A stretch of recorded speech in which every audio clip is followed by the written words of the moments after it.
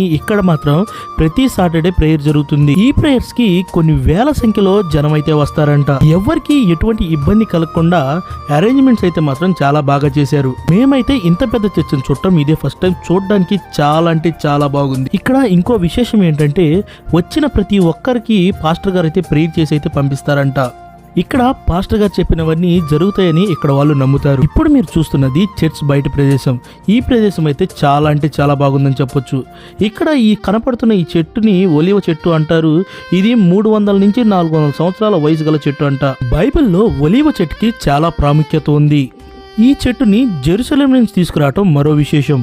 ఇక్కడ architect designs చూడండి, చూడడానికి చాలా అంటే చాలా బాగున్నాయి. ఈ చర్చ్ లో ప్రేయర్ చేసుకుంటే అనుకున్నవన్నీ జరుగుతాయని అందరూ నమ్ముతారు. ఇలాంటివి చర్చ్ లో ఇంకా చాలా ఉన్నాయి. ఇప్పుడు మీరు చూస్తున్నది చర్చ్ సైడ్ వ్యూ. ఇది కూడా చాలా బాగుంది. ఇక్కడ ఒలివ్ ట్రీస్ చూస్తున్నారు కదా, అవి 2 మాత్రమే ఉన్నాయి.